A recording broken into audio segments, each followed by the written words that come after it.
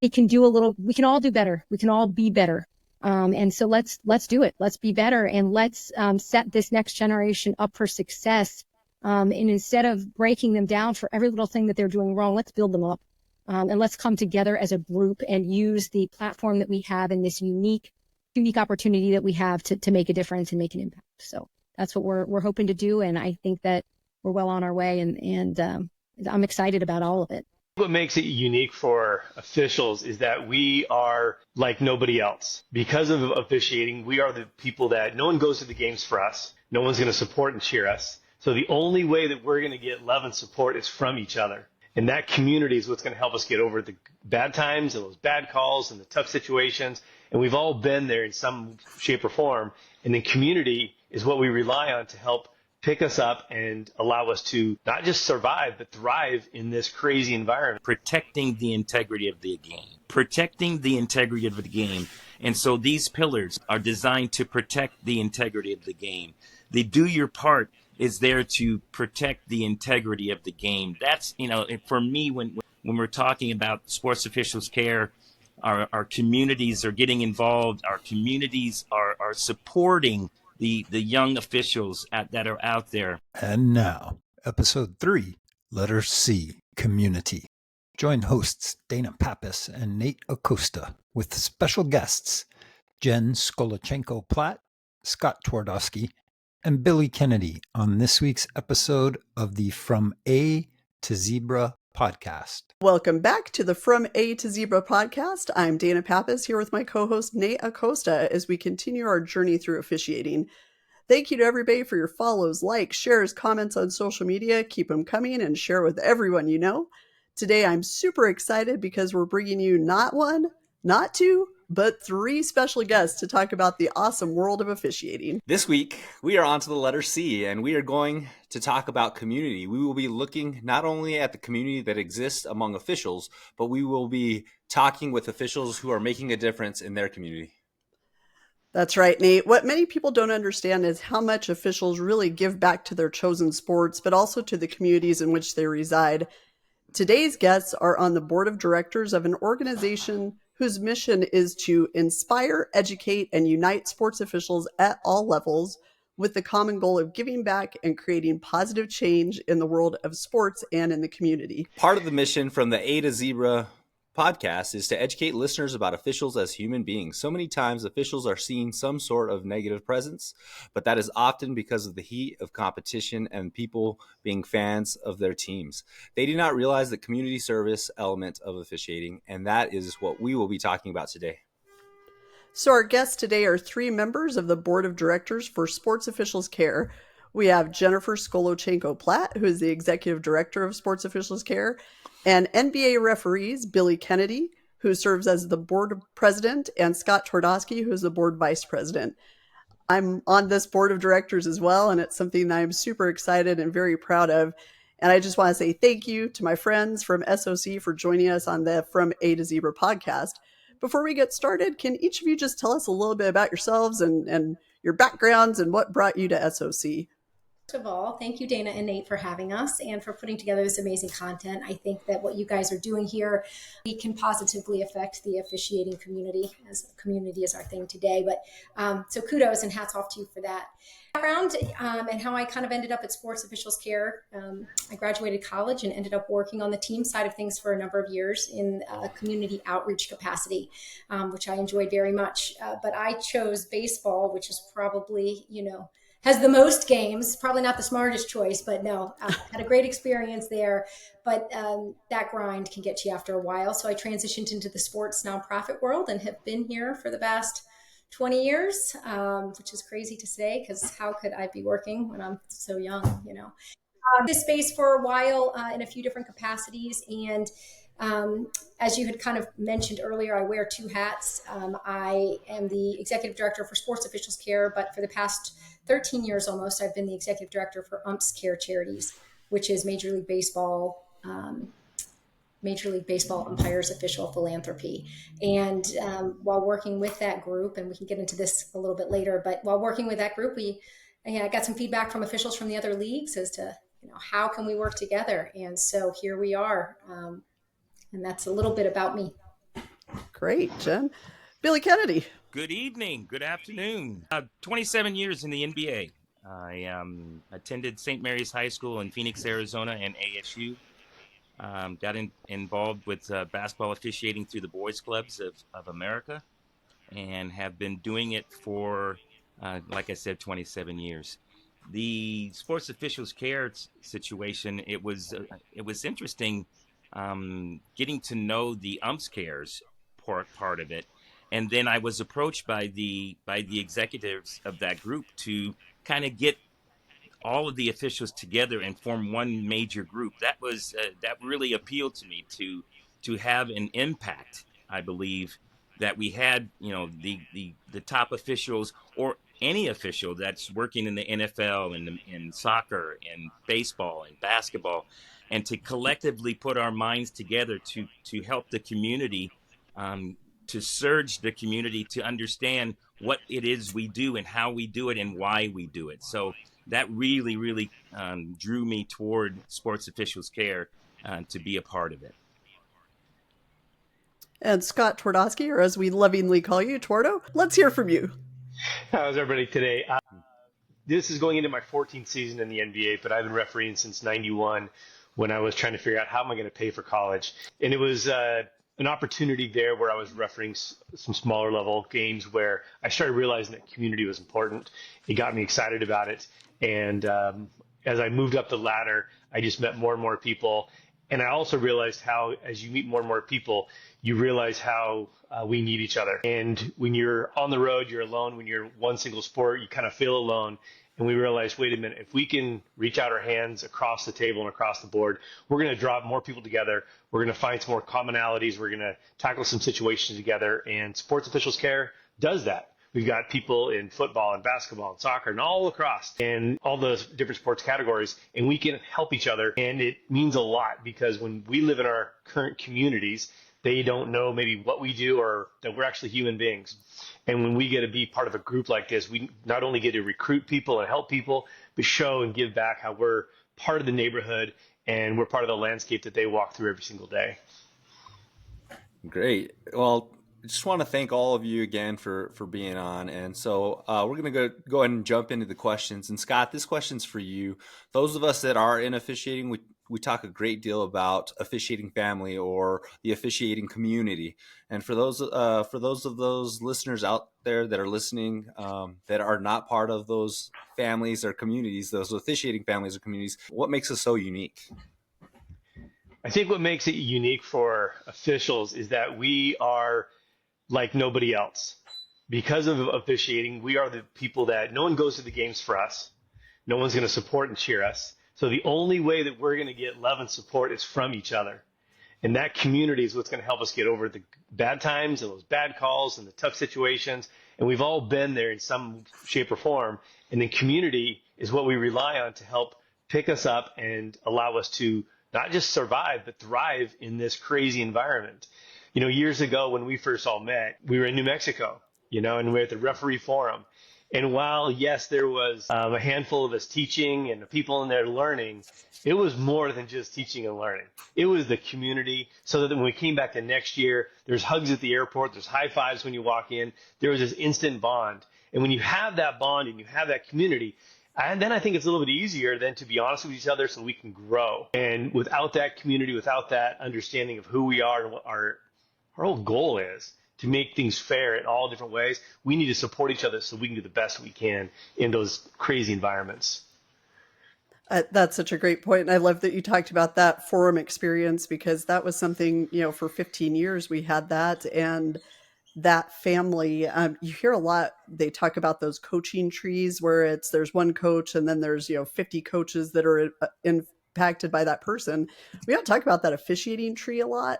But when you think about it, that, for us, the center point of contact for me was Jimmy Casas with the Referee Educational Forum. And he brought me this family, this, band of brothers, really, who have been with me for my entire career and my life. And the things that you all have helped me to get through on a personal level, family sicknesses and divorces and deaths and everything in between, wouldn't have survived without all of you. So I think just such a special thing, because we're in a world that not a lot of people understand. So I think it's critical that we do talk about that importance. And I'm so glad that you brought that up.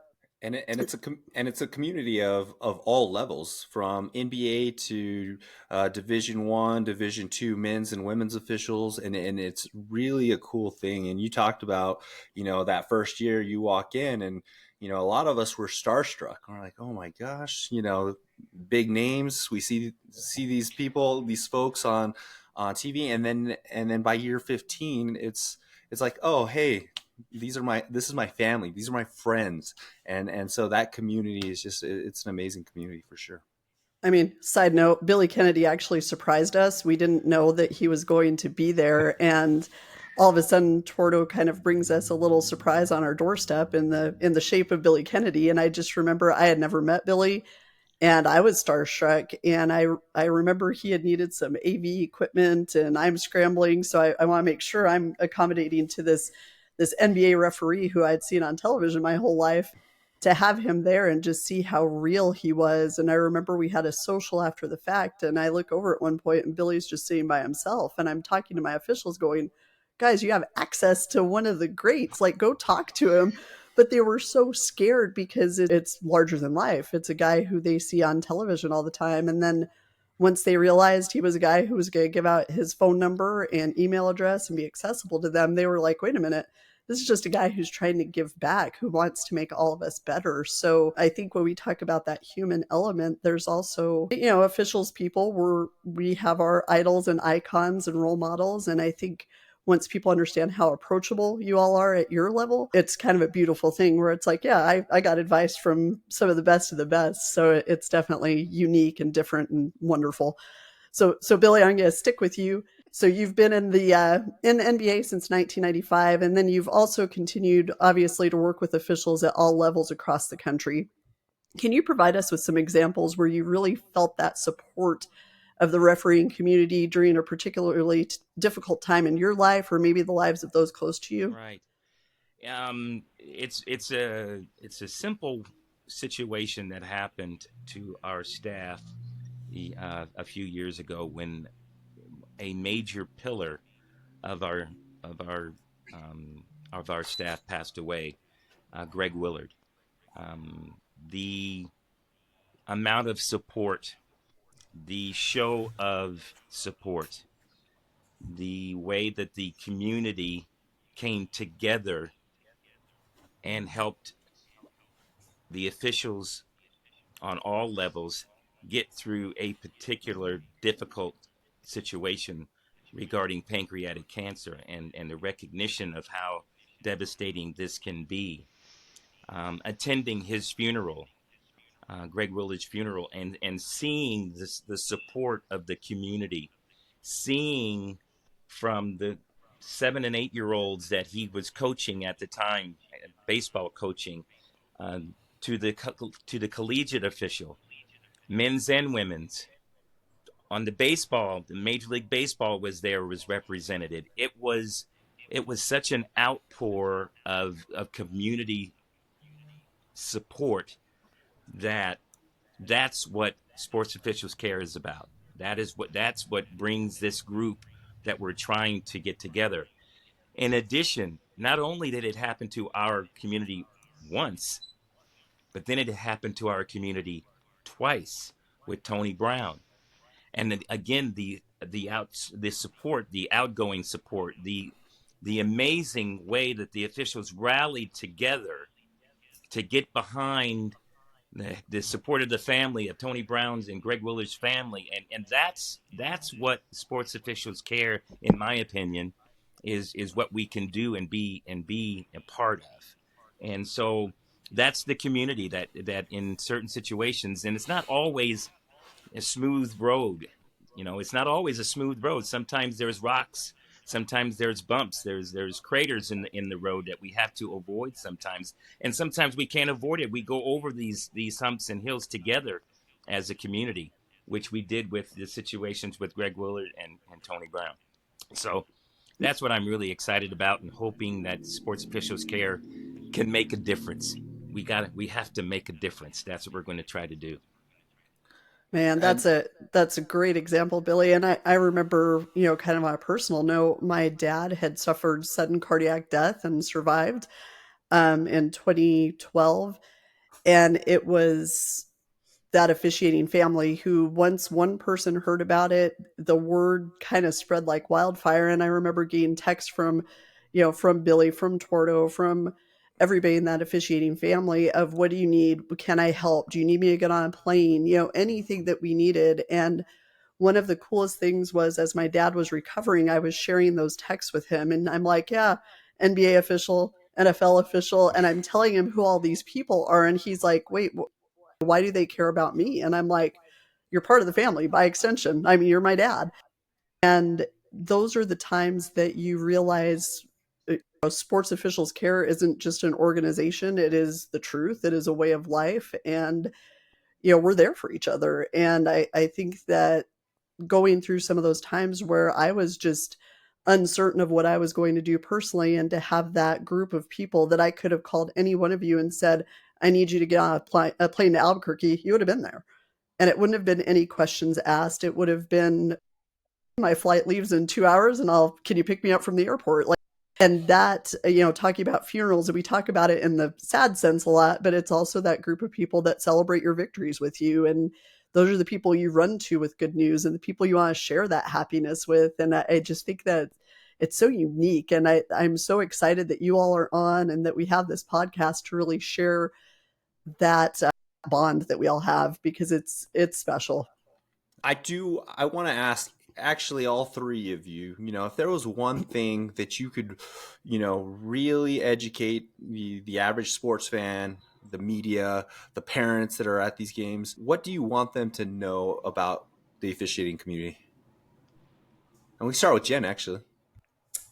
I'm thinking about this one for a sec. I think, not being an official myself, but having worked in this space for so long, what struck me as amazing is that officials, just by nature, are giving people. They're not getting into officiating to make a ton of money, at least not at the beginning levels. I mean, sure, it's great for a young kid, but I think that they want to give back to their community. They want to make a difference. They have a passion for sports and want to keep people involved. And you can't have games without the officials. So they're there. They care. A lot of times they're a police officer, or they're a fireman, or they're, a teacher that are in your community. And I think that what I'd love for people to know is, just by nature, the vast majority of them are very incredibly giving and generous people on all accounts. So I think that, I don't know that people put two and two together with that, but that's what I would share. In the amateur sports, the theme of having to win is so impactful. And if I could get the parents to understand that the winning part of it is not really the main goal, right? The winning part of it's how you play the game. It's honing in on the skills so that you can move to the next level. When it comes to officials, the child, or it may be an elderly person that's out there umpiring the game, or doing the soccer game, or doing the Little League game, they are vitally important. Those officials are vitally important. And when you attack them in a manner that it's because you're trying to have your child win, does not help. If we're talking the messaging to parents, that if we could get one thing of it, the people that are helping by officiating the sports that are out there that your children are playing, just understand, please, that they're out there and having a good time as a normal person, a regular person who's trying to officiate this game. And the barrage of negativity that's out there, I really wish we could change that, and so that the kids that are trying to do these sports and to learn how to officiate, and to possibly have a career as an official in these sports, they don't have a negative, they don't have something happen to them that's negative, that would take them away from the game, and consequently canceling games because we don't have officials out there. And that's I wish we could really have a PSA. There's a question later on that we had that PSA to stop the parents from being so aggressive towards the officials in the sports that their children are playing. Yeah, I think to add to that, I just was watching something earlier today, and it's 0.0083 chance of you becoming an astronaut. Okay. It's even harder to make it into MLB as a player. So all of these tournaments that are going on, to Billy's point, it should be about winning life, not winning that game or that tournament. What are we teaching our kids about teamwork and ups and downs and picking each other up and raising up your peers and raising up the game and, high-fiving everybody instead of thinking like this is my retirement plan. If you need a retirement plan, go find a financial advisor. You need to be a parent to your kid, enjoy that game so that we all walk away feeling better about life rather than kicking the rock down the street that we're mad at an umpire or referee or the other team cheated. I get frustrated. I go to these games with my kids right now, and the teams that just come off the field right before we go on, just hearing the grumblings. And then there's no parent there to correct them and say, hey, we just were out here having a blast. I saw you and little Sally and little Jimmy high-fiving each other. You guys were laughing about this. You guys were chasing butterflies, whatever it may be. But we need to stop looking at the kids like this is the end-all, be-all. We have to win the tournament, raise up the trophy. We have to realize that the kids are the trophy. The sport is the trophy, and that's what we need to lift up. And we're seeing so much of that right now. It's our world has become so competitive, and it's the wins and losses that matter to these parents. And I just had a friend who was complaining about their own coach because her son wasn't, getting enough playing time. And I used that as an opportunity to tell her, have your son go ask the coach what he needs to do to get more playing time. Instead of complaining about the problem, teach him a lesson, have him go up to the coach and ask not why am I not getting playing time, but what do I need to do to get that playing time? So true at the youth and interscholastic level, we need to focus so much more on character development. And in my world in interscholastic athletics, it's education-based athletics. Like we're teaching them to be lifelong learners. We're teaching them to be champions in life, like Scott was talking about, because there's so much more, honestly, sometimes that can be learned through losing. And I think people are afraid to lose, but I've gotten stronger in my life, as many of us have, through the times we failed and learning how to deal with that adversity. And I think that those lessons are missed oftentimes. And, Scott, your kids are relatively young. So when you're listening to these conversations, you're going, my gosh, have some perspective. We're at a new tournament. It shouldn't be about that. And now, I don't know if you've all seen, the kids are getting these championship rings that look like they're Super Bowl rings, and they're like 5 years old. And I'm going, what are we doing? It doesn't make any sense. It's not the youth sports that probably all of us grew up with, where it was those life lessons and the friendships. And if you ask kids why they play, it's to have fun. It's to be with their friends. And it's not what the adults are wanting out of it. It's what those kids are wanting. And that is something that is perspective that should be gained by grown-ups sometimes. Oh, go ahead, Jen. I was going to say, just, Billy, what you were saying about the parents, I'm living it. I got 3 boys playing baseball. All 3 of them are also umpiring baseball. And we had a game this weekend, and it was, my one son was asked to come in as an official at the last minute because the official couldn't get there or what have you. There was an issue. And he stepped up to the plate, literally, and the amount of chirping from the parents and the coaches it was a point where the other coach had to go over and say, hey, man, that's pretty disrespectful. Like, you guys know the situation here. And not only that, it got so bad where even their own catcher, literally, they were like, oh, man, that was a strike. And the catcher was like, it was outside.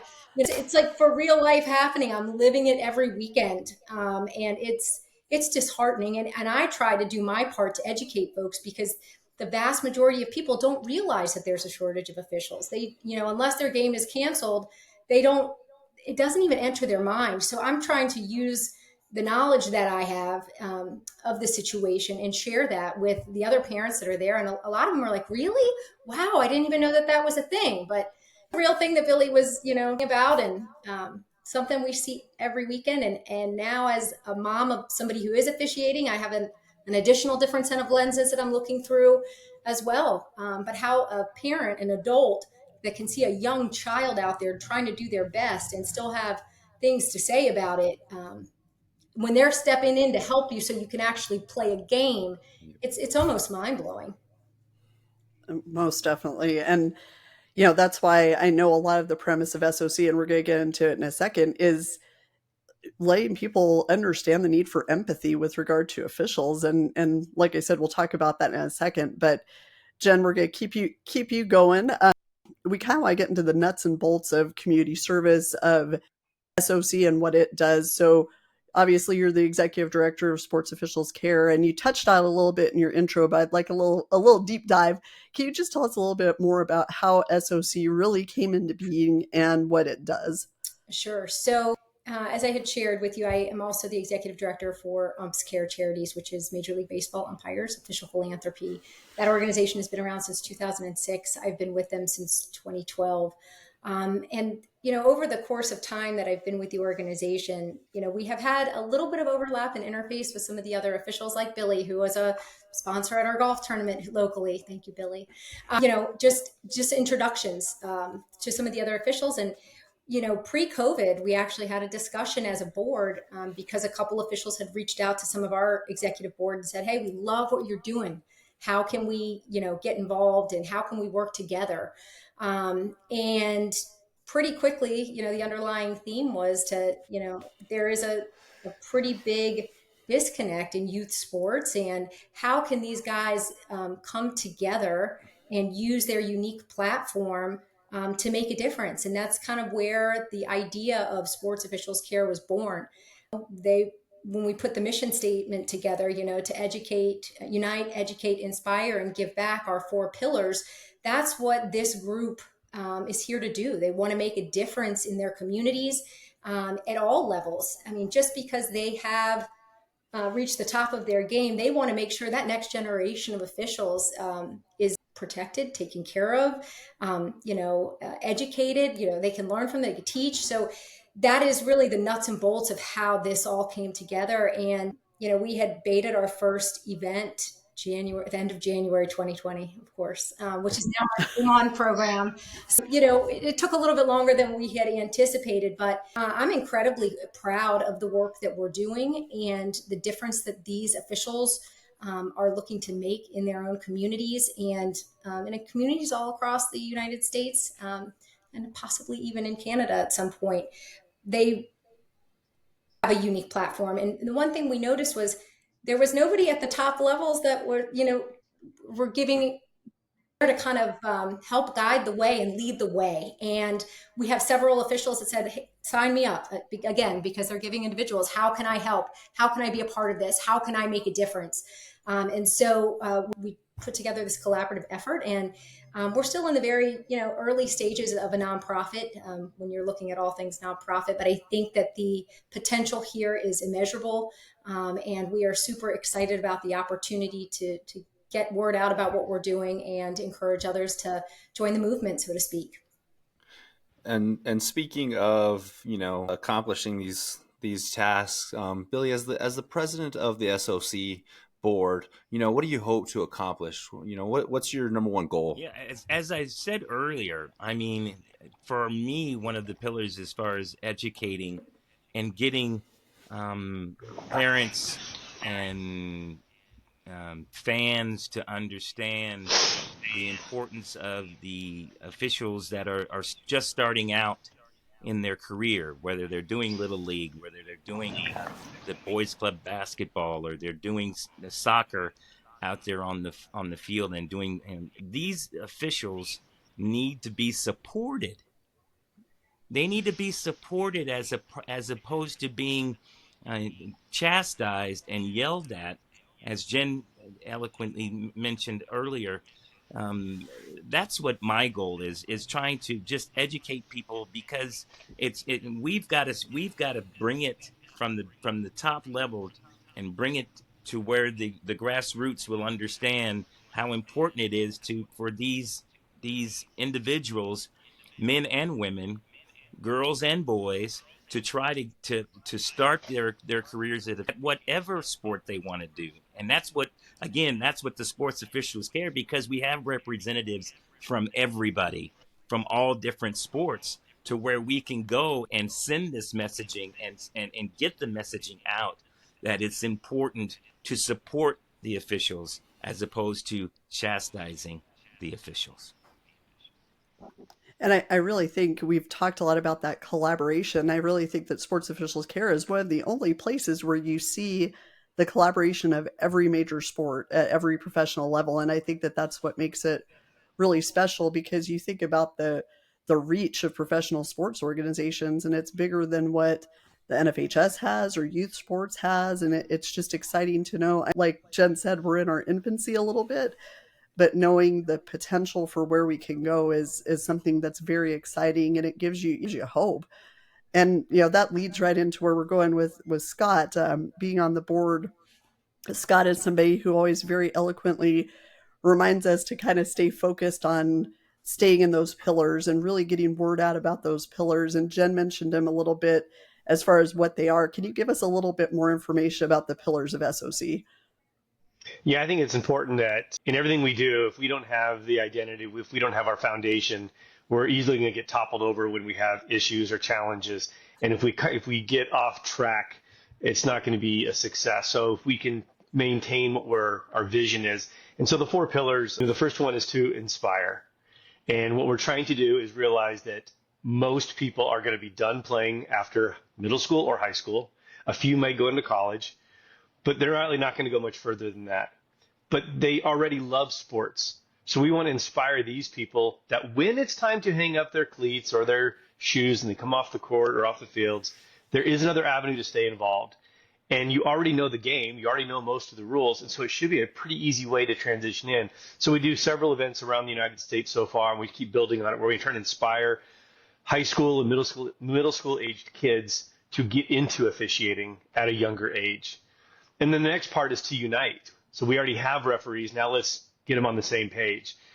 Part of the reason that we're getting some abuse at the lower levels is because maybe they're not as good. Maybe these referees aren't very good. Well, let's unite together. Let's teach. Let's mentor. Let's pull people together so we can elevate the abilities of these referees so that we can just continue to be successful. So the first one is to inspire, and then we're going to unite these people. The next phase is the education piece. And the education piece is about respect of the game, of what we do, so that we can treat each other like we should, like humans. And what's really cool about some of these things is that when I left teaching, I was speaking at some schools, and one of the topics was called breaking down the walls. And the whole point was it's hard to hate someone whose story you know.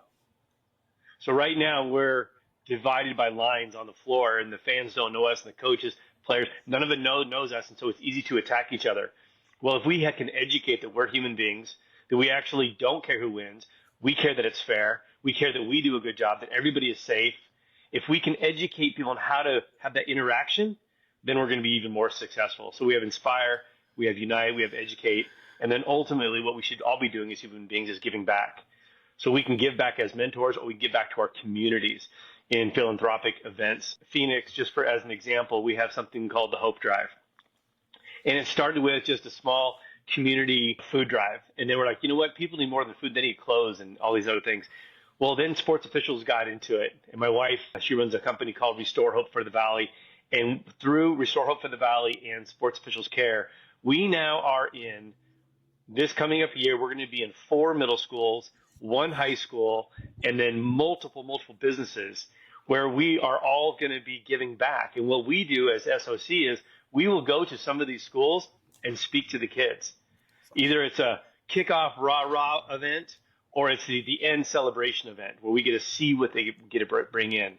But all of a sudden they realize, wait a minute, I just saw Billy Kennedy on the hardwood last night. He's already here, and he's speaking to me about fairness and stepping up and giving back.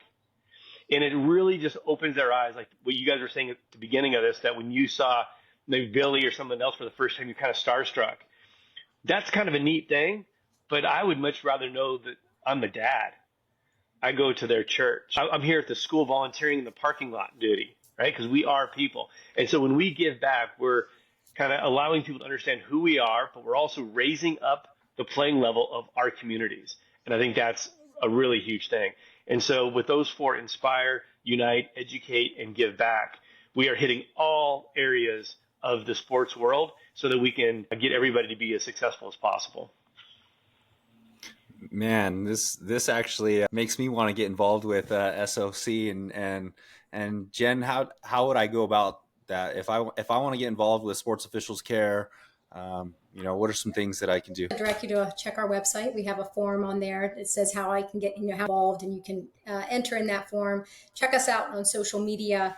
Whether they're professional referee, collegiate referee, or amateur referee, there's a spot for you at our table. We want to welcome you into our group, and that the opportunities mentioned, I don't know if it was Billy or Scott that talked about we're going around the country doing some grassroots initiatives. And if we're in your area, we'd love for you to potentially come out and help with our high school students for our Game On program. Want to host an event that brings officials together to give back? Let us know. We'll help you facilitate that. We've done that in a few places where we've done a food bank where we're giving back. I know Scott helped to organize one out in Arizona. Billy participated, and we do that. And then I think, one thing, and Scott, you could probably speak to this even better than I can, but our motto is do your part.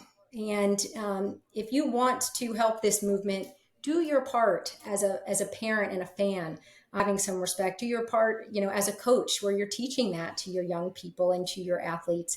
Your part as an official, where you're continuing to grow yourself and become better yourself. Everybody has a part that they can do to help this movement. And I think that if everybody does their part, the entire ecosystem could probably be changed. So that's what I would say. But if they want to get involved, definitely go to our website. Check us out on social, sportsofficialscare.org. And just to piggyback on that, Jen, because I love the fact you reminded us of do your part. I know you've got a question coming up later or in just a second about if we had a 60-second PSA in the world of sports, in the world of sports officials care, what would it be? And it's, for me, it would be a 60 seconds PSA on protecting the integrity of the game. Protecting the integrity of the game. And so these pillars are designed to protect the integrity of the game. The do your part, as Jen just mentioned, is there to protect the integrity of the game. That's, for me, when we're talking about sports officials care, our communities are getting involved. Our communities are supporting the young officials that are out there. That's, to me, is if I could do a 60-second PSA, that would be the encompassing narrative that we would have, is just making sure that through all of these pillars and doing your part, that we are protecting the integrity of the game. Great job, Jen. Yeah, thanks. Absolutely. And shame thank on you, me. Billy. Shame on me, Dana. You're going to laugh at this one, but you can also sign up to be a monthly donor and help support us financially, because there's always a need with nonprofits for financial support so that we can host these programs and put these things on. So that's another way. If you don't have the time to possibly dedicate and have the resources to support the effort, that's incredibly appreciated as well. Yeah, one of the things I forgot to mention with the pillars is that we're not doing this by ourselves. We need everybody, right? So when we get to the Unite piece, there's two of the partners that we're working with right now, and it's Ref Reps and Ref Masters. And one is more of a social media group, but they have a camp in the summertime, and Ref Reps is more of in the schools. But they need help, right? And so they are going to be asking, hey, what if you could do a Zoom? What if you could bring this program to your area? What if there was a way that you did a video just kind of promoting or talking about whatever topic is important? So there's so many different ways to help, whether it's our group as the umbrella that helps lift everybody up. We also have Officially Human. Is that also in there? Yeah, there we go. And I'll give a shout out to Officially Human. Yeah, Officially Human, that's on the next piece, which is the respect piece, where they are actually trying to break down those walls between the players and the coaches and the fans, and getting everybody to realize we are officially human. You guys are fans, that's awesome, but there's a line where that needs to stop and understand that we are out here doing a job. And they are all over the place right now. They are just blowing up right now, getting into so many college conferences and high schools and states. I really believe that Officially Human, if we all latch on to what they're doing, is really going to elevate the experience, which then helps us to inspire, to unite, and to give back. It's this big cyclical thing. And so if we all work together, it's going to be amazing what's going to happen in the future. I think those are all great points. And, Officially Human, their premise was so basic to us. It's humanize officials. And we're all going, well, of course officials are human, but people don't always treat them that way. So I think that it's just such a basic concept that's often lost on the average sports fan. But, as Scott was reading through those pillars, I was thinking about one of the events that was held at Westfield High School in Indiana, where it's teaching kids hands-on how to officiate. And Twardo and Billy have both been part of that as far as being instructors. But seeing those kids who get it, like there was a kid at the Westfield event that I was watching, and the minute he put air in a whistle, I was like, he's hired. Like I wanted to put him on a game. It was just this confidence, and seeing these kids who were they were excited about officiating, and they had good questions, and they also were able to understand it's not that easy. And, some of the efforts going on with Sports Officials Care, with ref reps and what they're doing in the curriculum side is maybe they won't become officials, but we're developing groups of people who have empathy for what officials do. And they're understanding that officials have a split second to make a decision. You don't get it from 29 different angles. It's live time. You're having to blow a whistle, throw a flag, do whatever it is, whatever mechanic is in your sport. And seeing that light go on with kids was one of the coolest things I think I've ever experienced in my career. And, teaching them how to throw a flag. People don't know how to necessarily throw a flag or blow a whistle. Those are the things that officials make look so easy that it's really cool to see kids learning that. And those game on events are awesome. We would love, obviously, when Jenn was talking about financial support, we'd love to be able to have more financial support to get those events going on in more schools throughout the country, because it's awesome. It just, seeing kids and they're asking questions about that kids would ask, how much can you make? And then when you tell them that there is a career possibility in officiating, nobody talks about that. It's, if you're an athlete, you can either be an athlete or a coach. It's never really sold to them that they can be an official, and seeing them understand that it's a viable option for those of us that are in that world, that's exciting stuff. When you see a 15-year-old who's going, yeah, I might want to do this after all, and finding ways to mentor them and rise up and really help them go through the process. It's really good stuff. So Billy kind of segued us into the PSAs, and he gave us his. So, Twardo and Jenn, if you had 60 seconds to give a PSA to the world about SOC, what would that be? Jenn, go ahead. No, of course, you're going to ladies first, right? I think that, what a lot of people don't realize is that if we don't find some type of a solution to this challenge, ultimately the folks that pay are the kids. And that is the one thing I want parents to understand. We need to make sure that sports can continue on for generations to come. That the treatment and some of the negative treatment for some of these officials, it's not okay. And we're here to help change that and to help humanize them. And everybody do your part. That's kind of, I should have probably saved that for this question, but everybody can do a little, we can all do better. We can all be better. And so let's do it. Let's be better, and let's set this next generation up for success. And instead of breaking them down for every little thing that they're doing wrong, let's build them up. And let's come together as a group and use the platform that we have in this unique, take this unique opportunity that we have to make a difference and make an impact. So that's what we're hoping to do. And I think that we're well on our way, and I'm excited about all of it. I think the PSA that I would do, it's called the paramedics, the police, and the driver's ed instructor. And I want you to imagine that you are at a four-way intersection. There's a massive collision. It's a terrible wreck, and the paramedics are there, and they're doing everything possible to make that scene the best that they can. But what if there was a police officer that gave that person a ticket that drove recklessly that caused that accident? And that ticket would have maybe slowed that person down, and we never would have gotten there. Well, actually, what if there was a better driver's ed instructor that would have taught that driver how to behave so they didn't need the warning and they didn't create the car accident? I think right now in sports officiating, we're getting close to that car accident phase, and everyone's reeling and everyone's upset. We start going back. We got to go back to the beginning, and I think that's what Sports Officials Care is doing. If we are doing a better job of instructing at the inspiration level, the unite level, the respect, the educate level, I think we will have a change in the landscape of youth sports officiating. And then lastly, I would just say, just be intentional. If you are a player, be intentional at being a player and doing better.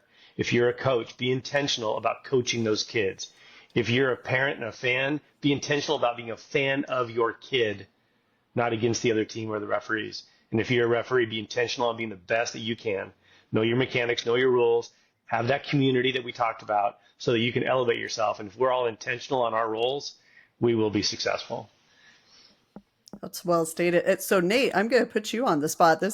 You're not expecting this. So as somebody who, this is a little bit, you've heard of Sports Officials Care, but this is a little bit of your introduction into the deep dive of SOC. Like what are your thoughts or what are your questions about the organization? No, it's mind blowing. I mean, as officials, we hear about you all, we hear about the organization, but I don't think we truly understand the work that you're doing behind the scenes. And so to sit here and listen to all three of you just speak on what Sports Officials Care is doing, it's mind blowing. And here my mind's moving 100 miles an hour, thinking of ways that I can get involved and help you all achieve some of these goals. And so, I've got 1,000 ideas and suggestions, and if you ask Dana, I'm the bossiest assistant ever. So I'm sure I'll have an email with 100 ideas, and so, wow, get involved. My fellow officials, get involved and help them. I just think that this is an amazing thing that they're doing. And Nate, we do have some committees for Sports Officials Care that we're more than happy to assign you to a committee with all of your ideas. So just, I might volunteer you for something. I don't know. Absolutely. I'm just saying. One thing I was going to add is that on YouTube, I published a video called Sports Officials Care Pillars. And it basically is an interview and an explanation of the SOC. We've got Billy Kennedy, NBA, myself, Brandon Cruz from the NFL, and Jim Reynolds, former MLB. And we take each one of the pillars and kind of briefly describe, like I already did, but links to some of the partners and why we're doing what we are doing. And then there is a QR code within that video that people can go to the form that Jen was mentioning. So if you want to push that out after the podcast or on this podcast or whatever, that may give some more people some information that don't quite understand what we're doing and how important it is.